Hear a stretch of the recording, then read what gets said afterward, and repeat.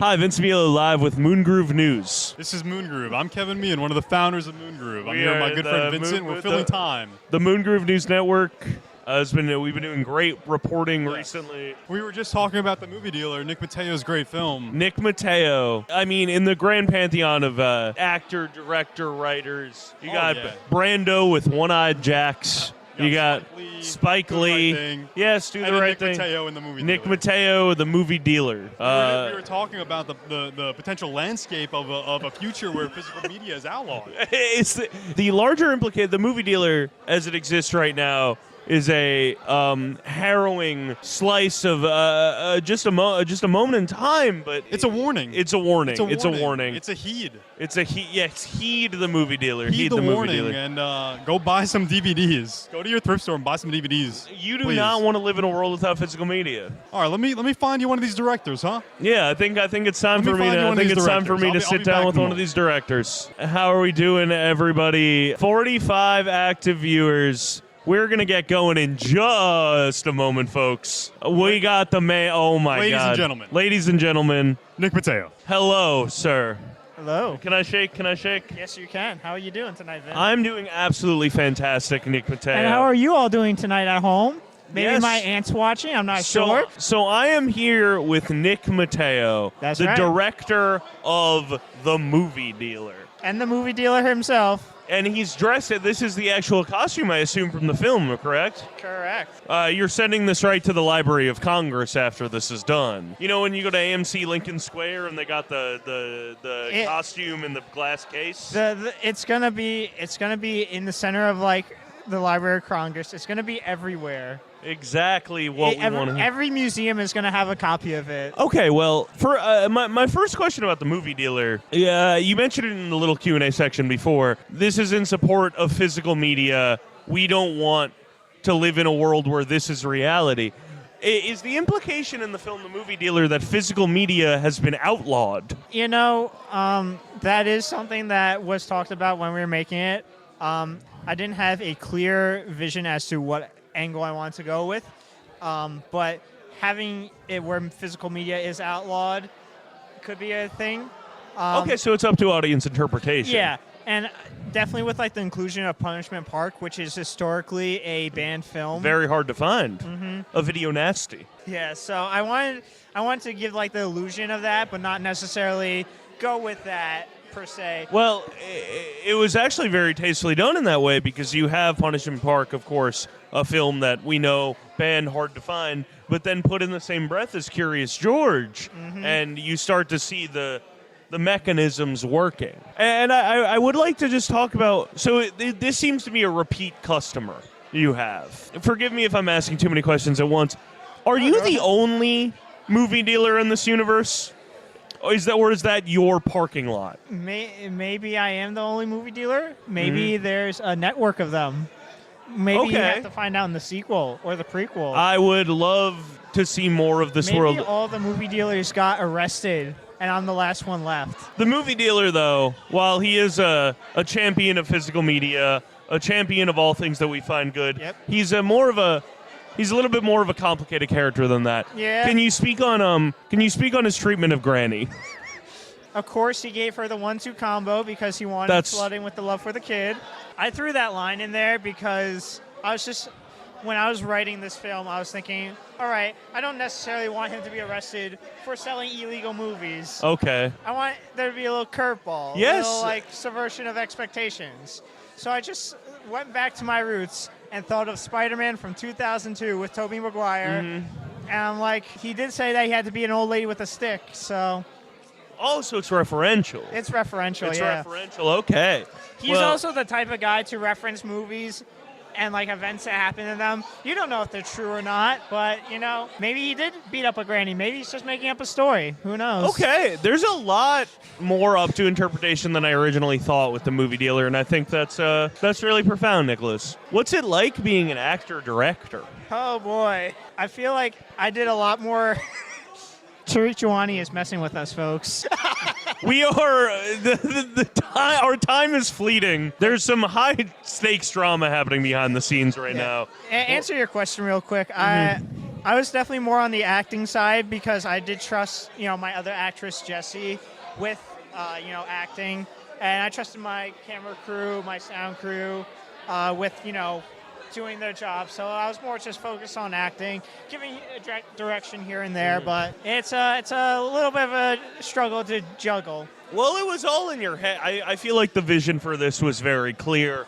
The scoring, the sort of jazzy, it makes the movie dealer out to be almost a vixen. Don't tell anyone, but that was from Twin Peaks. I believe so. That's Audrey Horne's theme, is it not? It might have been. Is that not Audrey Horne's theme from Twin Peaks? Look, I sent it off to Aiden to edit, so whatever he put in the film is what he put in the film. Okay. And Mr. Badalamenti was contacted for this, correct? Full approval of the Angelo Badalamenti estate. Is he alive? Like I said, I'm the Is movie Angelo dealer. Badalamenti alive? I just Is give out the Angelo movies. Badalamenti alive? Angelo Badalamenti, if you're listening to this, thank you. Ennio Morricone died. That's a different Italian guy, though. The movie dealer may not be doing the most legal of things. It's so in line with the character, with the world you've created, that this is sort of an outlaw picture. We haven't released this to general public, and the general temperament of this country is going in a different direction. There's a chance the movie dealer itself may be banned. Maybe I'm like the leader of a new revolution of Yes. filmmaking. I think that is The banned filmmaking era. I think that is not just possible, but extremely likely. Just like a little side note, like behind the scenes stuff, I am currently staring directly at a puppet. The puppet from Felt is like looking me directly in the eyes. Yeah, and it's kind of, the puppet from Felt's kind of causing a scene over there, is it not? Oh my God. Focus on me, guys. Oh my God, the puppet from Felt just flipped the table. I think they're telling me to get off stage. I think. I think you're being police are kicked here. off. Are you being kicked off? Yeah, I'm glad we got to sit down and discuss the movie dealer just for a little bit. Yeah. Catherine's ready. Yeah. Nick Matteo, the revolution. Support physical media. You're gonna lead the revolution, buddy. Great work. All right. Hi. Hello. This is the director of Polar Angel, Miss Katherine Quinn. Hello. I'm going to start doing a serious interview now.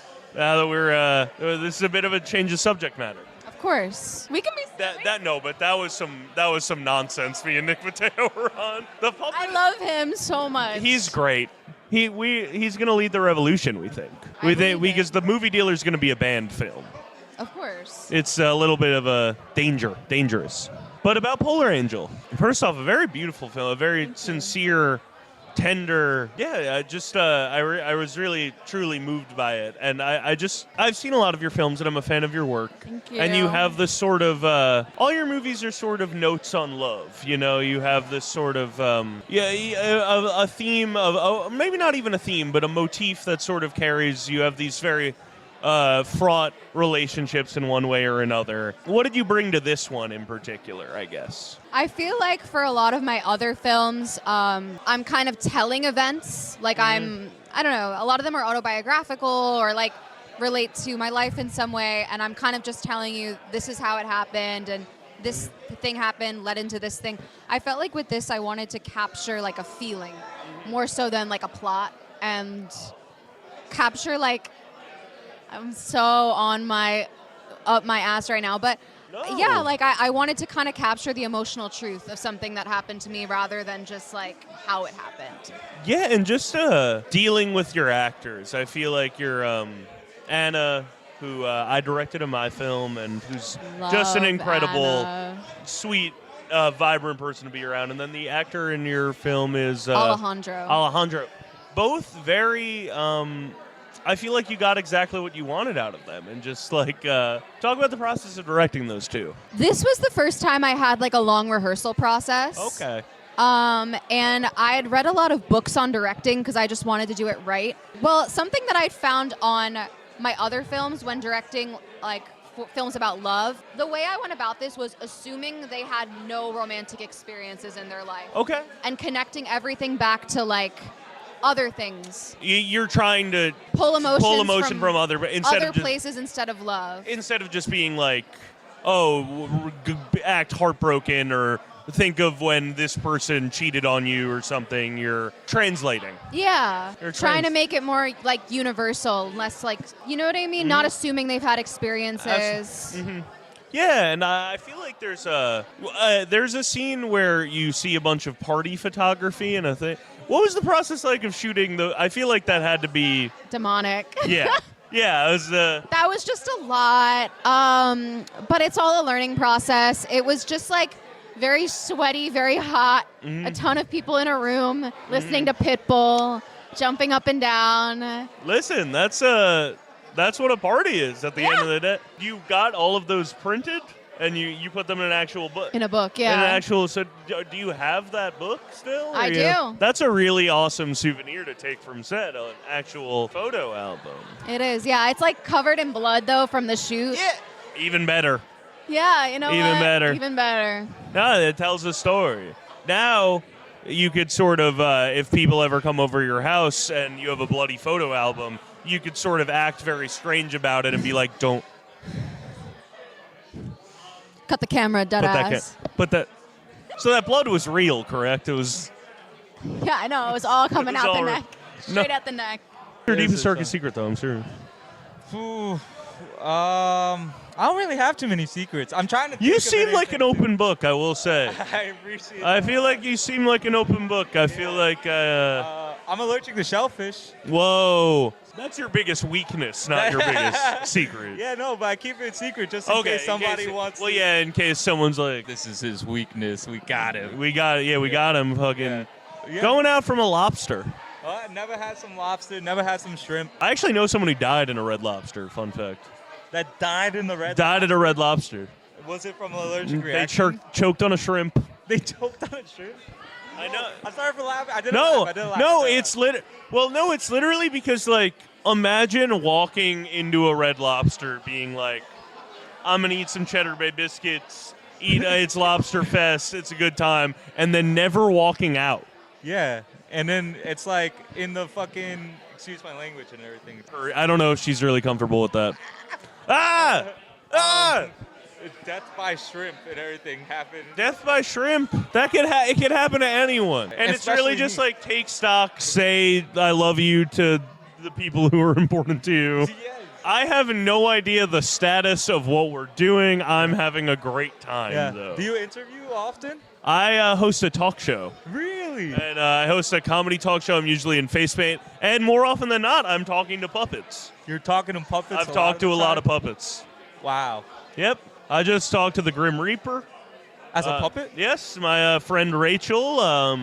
She's a puppeteer. She made a full two-person operated Grim Reaper puppet. Really? And I had a great conversation with them the other night. Okay, we Oh, are we're live. live. We're back live. We didn't know that we were back. Oh my God. Shout out to Rachel. I hope they did it. I hope they all really liked the shrimp Red Lobster story. Yeah. Oh my gosh, that's so crazy.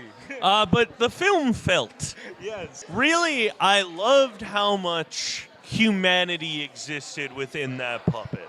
I loved that, like, you weren't shooting it. There's such a way to shoot that where it would have been like, isn't this silly? Isn't this, like, isn't it ridiculous that this puppet's here? But no, you treated her, Phoebe was the title puppet? Phoebe like a true subject, like you would any other actress or any other performer.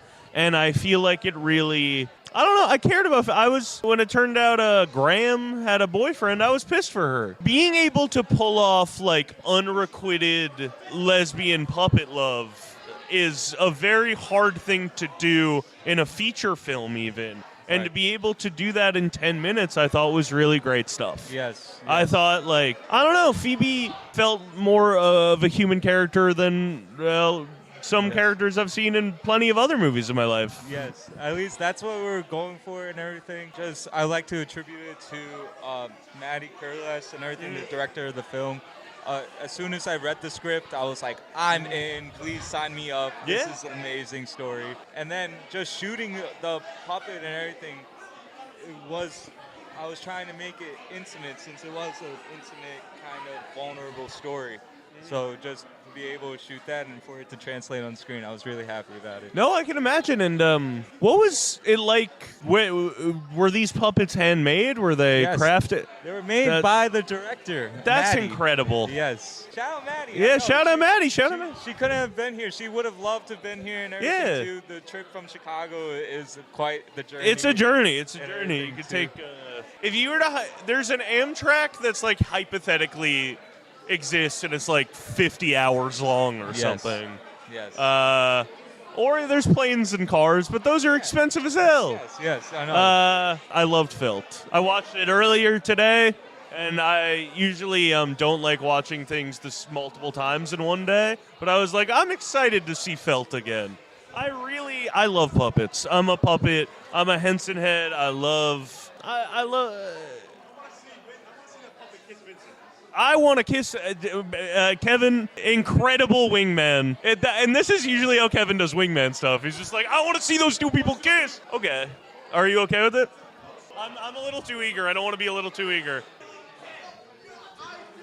We'll talk later. All right. Oh.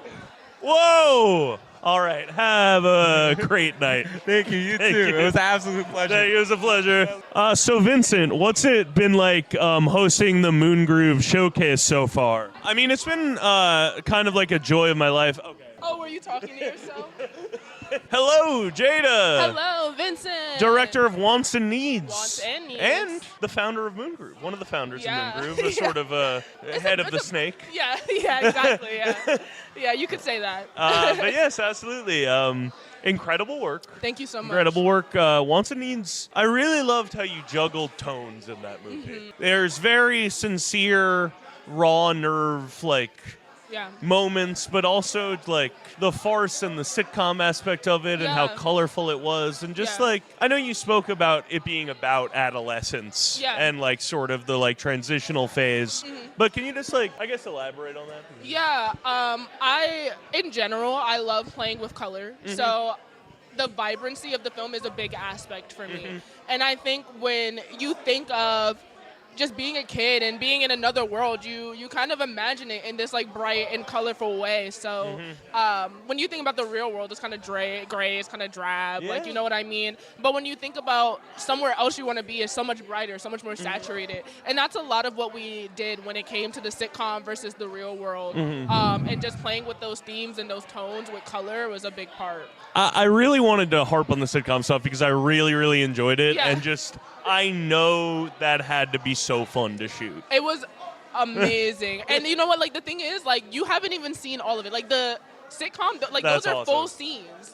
We have basically an episode. That's so awesome. That would so be you guys are only getting bits and pieces of it, Yeah. unfortunately. But maybe I'll drop them on Instagram. Yeah, no, that would be awesome. I really thought you nailed the story. There's I forget what the specific line is, but it was just when she's oh, the operation, whatever. It's Yeah, exactly. Yeah, the cheesiness. yeah, the cheesiness of it, yeah. Yeah, and filming the sitcom was so fun because we specifically made it an early 2000s vibe. Yeah. So I bedazzled Andrew was who bedazzled the phone? I was I hand bedazzled the flip phone. The costume design for her. Just Yeah. Shout out to my costume designers because we went through a lot of mood boards and they put together all these different versions of their outfits that we had to put together for them, and the actors were super down for it. One of the actors, she was kind of the Harper of the sitcom world. yeah. So she always had a colorful purse or it was a lot of fruit theme things. So apples and kiwis and so every time you saw her it was something different, something bright, something colorful. Yeah. So I love that aspect about it. I also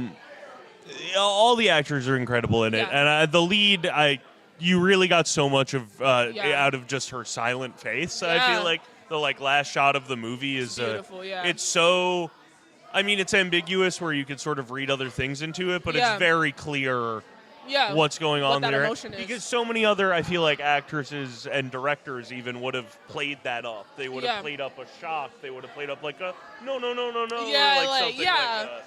But you just speak on letting that moment breathe. Let it I think, sit. yeah. Let it sit. And I love that shot. And every time I see it, I'm she looks sadder and sadder every time Yeah. I see it. I'm oh, No, I feel it's so so- bad for her. She looks so lost and Yeah. just but also what am I gonna do? Yeah, because what can What you can do? you do? What can you No, do? that's always been the like. I mean, that's a real thing that happens to a lot of people. Like a Exactly. new, and it's sort of like a cat's out of the bag thing. Yeah. Like, I thought that was like really well handled, but also like as we're talking about this, that's such a beautiful moment. But also like, this movie's fucking funny.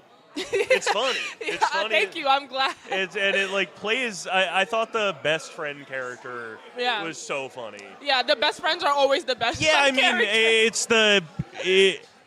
in my writing too, I find that where I'm Yeah. like, I like this main character, I feel for them, but like, Yeah. I really just like, yeah. They always end up with like some type of comic relief. You never know what's gonna come out of their mouth. and they're always. I love a bad influence. Me too. I really Me love too. a bad influence. Me Someone too. like a devil on your shoulder type. Me too. Speaking of a bad influence, we are have live. a friend off We're camera. live on air.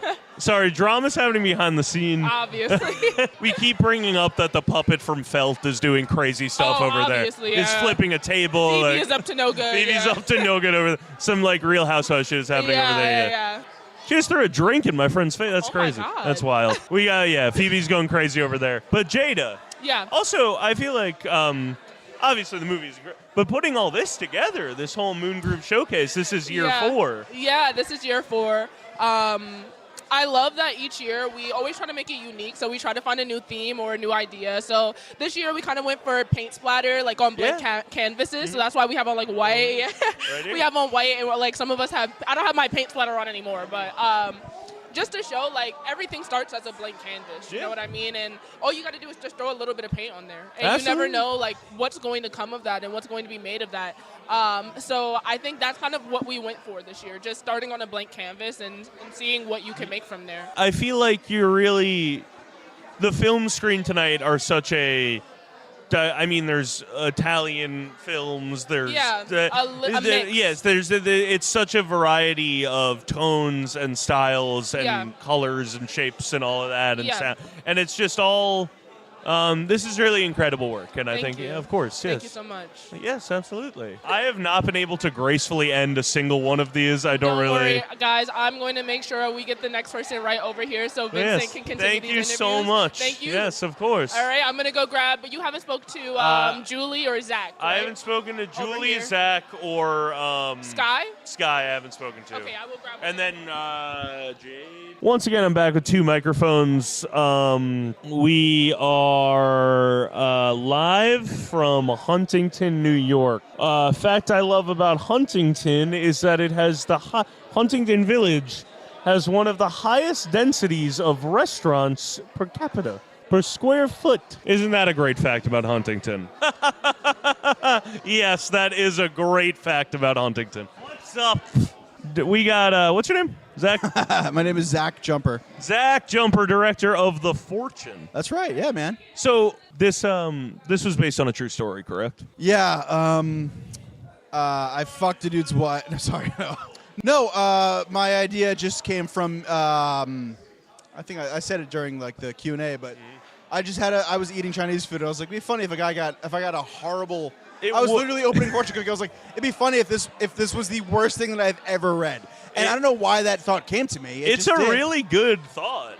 Yeah, I mean, I don't think it's good. I mean, it's a For a premise, fruitful it's good. thought. Yes, yeah. It's a fruitful thought. Yeah. I mean, it's comedy. It's such a fun, high concept, but also very like contained comedy in a way that. Sure. Also, what's it like directing yourself as in comedy? Because Well, so like to be honest, I make a lot of short films, just because like I think a lot of independent filmmakers like have this like overwhelming need to just make stuff, and I definitely fall in that category. And I don't always have like the means to bring on a bunch of actors or convince someone to play such a shameful character. Mostly, so this film. Most of my films, it's self-deprecating. It's kind of, it makes the main guy look kind of not like a great person. Well, and I don't want to like put other people through that. You're a better man than I am. You're better. But no, I just know that like I do my films in a very short amount of time, and I know that like for that character that I'm usually writing, that's kind of the pivotal point of like, how do I put this? Sorry, I'm blowing this interview. No, you're all good. No, I just think. I mean, I would cast other people. I just like literally don't have the production or don't have the money or the time. No, I thought you did a great job. And I enjoy acting, and Yeah. it's something that I only get to do on my own. It's a So it's natural- like very natural screen presence, I think about, especially in like a comedic Thanks. role. Oh, thanks, man. And I do enjoy it. I mean, I have fun playing these characters and putting myself into weird, messed up situations. Yeah, I mean, also the twist at the end, shocking. Yeah. I kind of like having maybe a protagonist expectations. Like I know the person, I know the answer, and then in the end they were totally wrong. And it's like the consequences they face for being totally wrong. Where Totally this wrong. guy essentially convinced death that his wife also banged this guy that actually didn't bang either of their wives. It was actually his friend at the dinner party who was silent the whole time. Spoiler alert. He's truly the other man, the planter of these fortune cookies, one of the most evil characters, just a true agent of chaos. So my direction for him, I was like, Chris, his name is Chris Dingley. I was like, Chris, you have no remorse for any living thing on this earth. literally- And he's like, say no more, fam. and he really conveys that. You can tell He was fantastic. You can tell he knows mass death has been caused, and he's smirking about it. There's He been a did not- landslide in Sudan. They don't need any more problems. Yeah. So, It was a great time, man. no, it was a good time. Great talking to you. Yeah, hey, dude, thank you for the interview, man. Of course. Thank you. What's going on with you? What are you about? What's your name? My name's Vincent. I am a filmmaker myself. I do a lot of work with the MoonGroove people. Oh, right I do on. a bunch of comedy, and I host a talk show in Brooklyn, a live talk show in Brooklyn.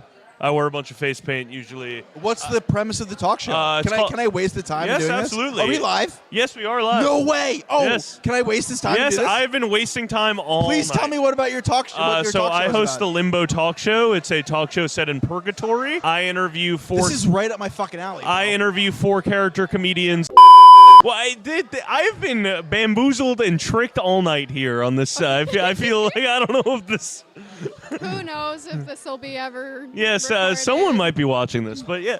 No, speak on your process because I think that's really fascinating. Well, I mean, like, yeah, it's. I feel like for me, like, for a long time, I was in like a creative block, and I used to like write all the time and draw all the time as a kid. Like, I'm an illustrator as well, and like. I just lost touch with that, and then I realized that like I kind of just needed to have fun was the key. And I think there's such a playfulness to this Yeah. movie, where it's like on the surface, of course, about grief and grieving your grandma and Yeah, letting of go, course. but that's a silly little guy you got there. Yeah, exactly. And I don't know. There's a very. I feel like I've never met you before, but I Yeah. do feel like I have some understanding of like vibe, and I think that's really important in a movie. And I love. Because I'm the same way where I make films too, but I started as an illustrator. I started as like a doodler, Cool, a yeah. chronic doodler as a child, and I feel like that allows. I always love when filmmakers aren't just filmmakers. Yeah. I feel like, especially as a creative, like being able to explore different mediums is part of the fun. And like finding your voice, you just need to kind of explore stuff because if you stick to one thing, I feel like it gets boring or just like you burn out. And that's like what the key was for me was that I needed to just not burn out. I needed to do something where it's like I can always be excited by it. I can always just like I literally just went out and was having fun with a friend. Yeah, because you know? why put yourself in the box of filmmaker, musician, or whatever when you Right. can just be an artist? Yeah, exactly. Like I just that's basic. I like made business cards and I was like, I guess I'll just say like I'm an artist and Yeah. filmmaker, you know. So Fine, like, you could be an architect tomorrow. You don't know. yeah, exactly. Like I like trying new things, and I only got into film last year. We're gonna very special news. We're gonna give you a big slab of clay at the end of this, and tomorrow you'll be sculpting. Yeah. I mean, that's I'll just, you know. Yeah, Make he a needs a big friend. Betsy, Betsy needs a friend. Yeah. But Betsy, I saw in the credits, handmade, correct? Yes, yeah. One of my best friends actually made this for me as a gift for like I guess my birthday. I believe, given the birthday hat. That's really insane that Betsy Yeah. said that, kind of. But you know, Yeah, we all do great under pressure. Yeah, and so like kind of also what was happening is just I was like, oh, I freaking love this doll so much. I literally like, I mean, I know it's just a stupid little like crochet doll, but I literally almost cried because it's like one of my close friends thought of me and like made this weird little thing. That's the most like, well, going back to what we were talking about before, is there anything more like just heartfelt? Heartfelt. Yeah. Literally, it's felt.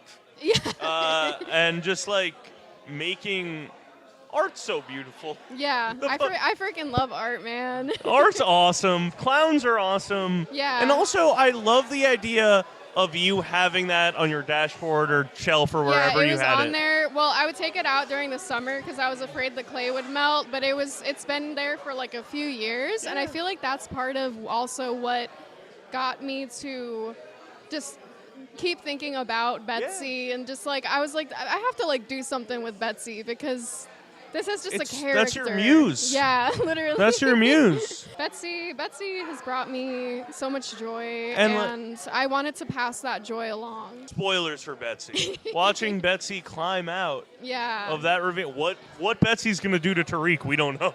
No, you don't want to know. You don't want to know. You don't want to know. But that's really, really great work. Thank you. And thank you. shout out to Betsy. Yeah, Betsy. Incredible. I'm here. I don't want to jump the gun, but I'm hearing some best supporting actress buzz. Yeah. Oh yeah. None of that for Tariq. No.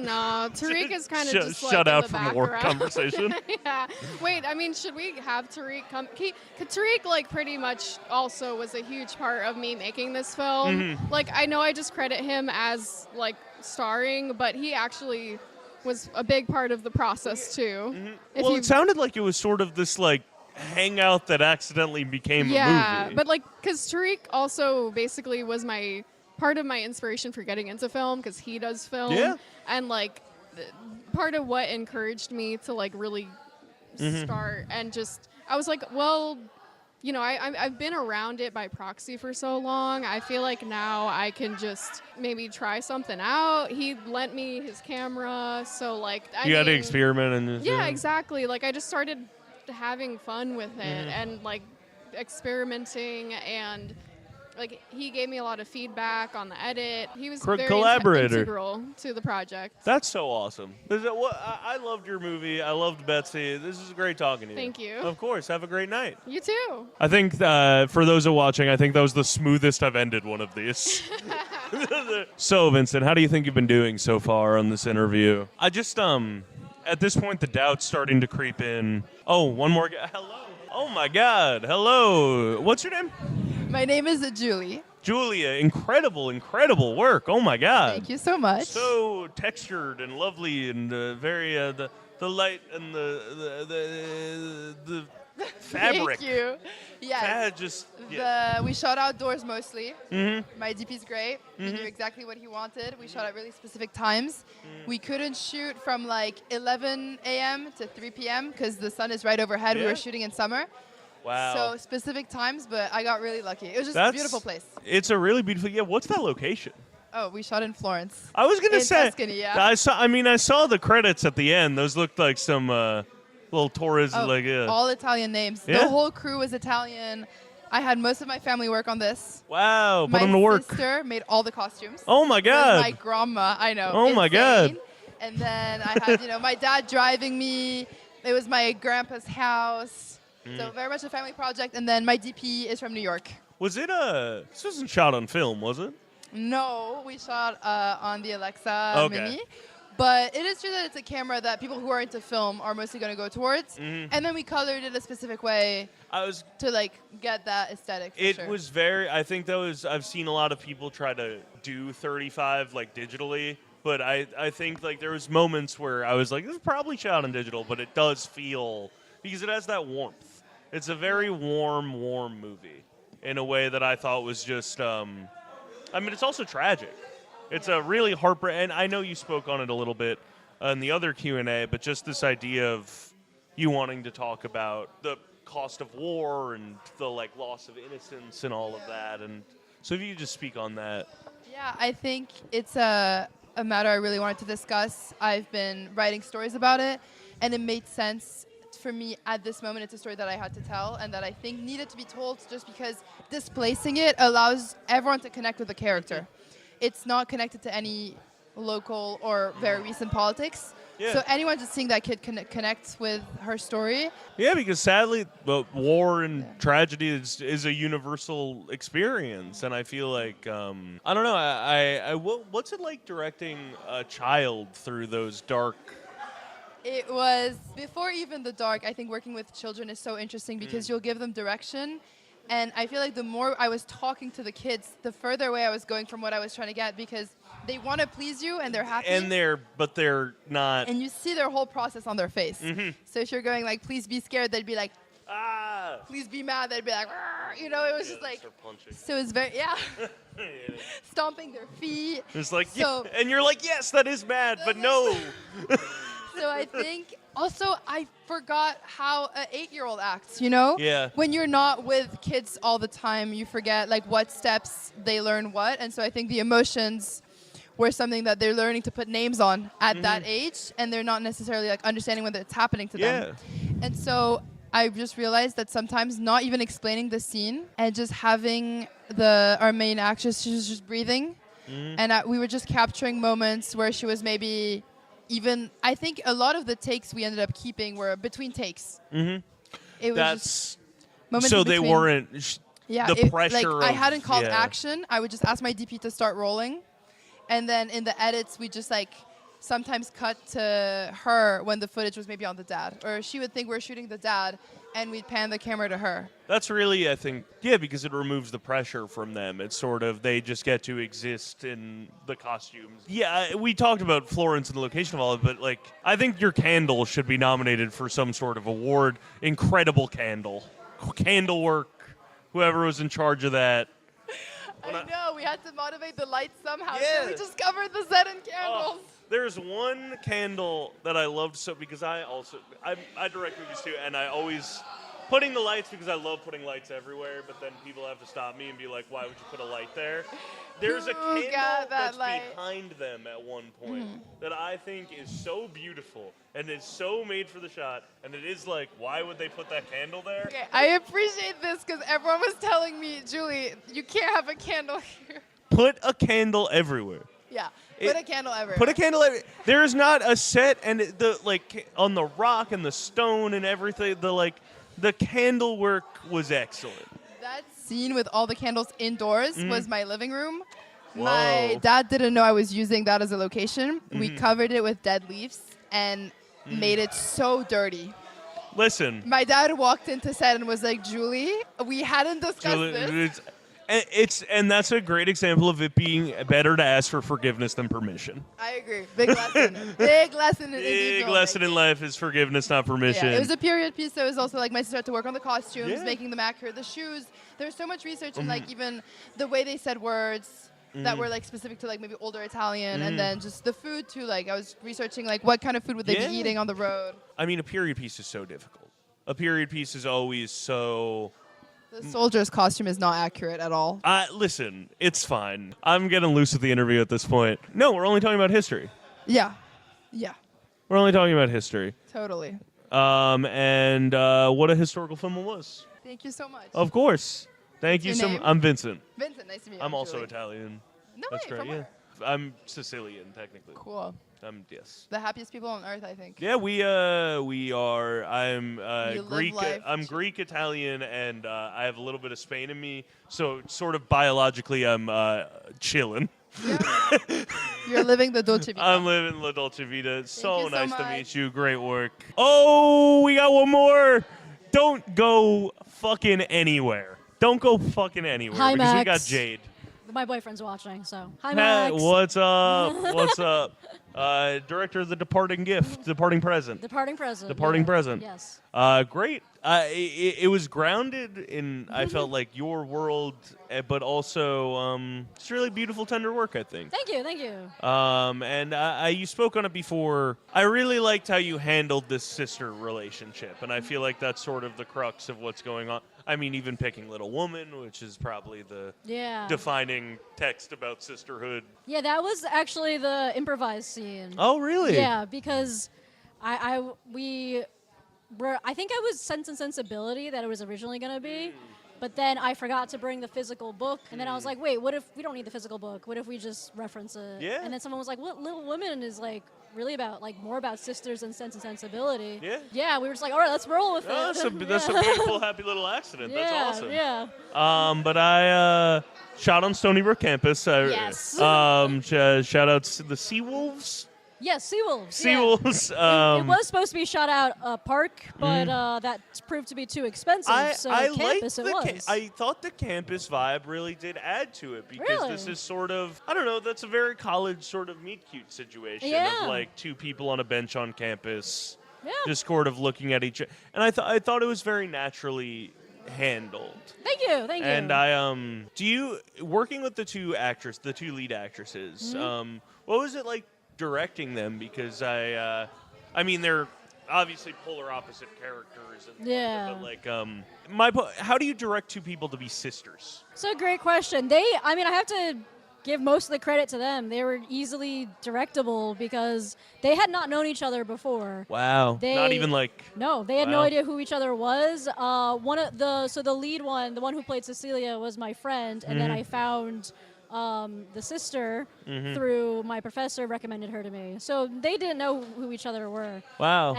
But they jived so well to me. Like they were just like chatting it up while in between takes. No, that's awesome. Yeah. And like the scene with the makeup, that was just like so natural between them. Yeah. It's a very hard thing to pull off when someone's talking to a ghost. I feel Yeah. in a movie, like there's this sort of like ridiculous quality to that that I don't think was present in this. Oh, thank where you. it's almost because I don't know if you're necessarily intending it to be a twist, but like there was a moment where I was just like, oh, she's on the bench with her sister or her friend or whatever. Yeah. And then as it slowly becomes more apparent that this is a voice in her head or a presence that Yeah. she's seeing. I thought that was really tastefully done.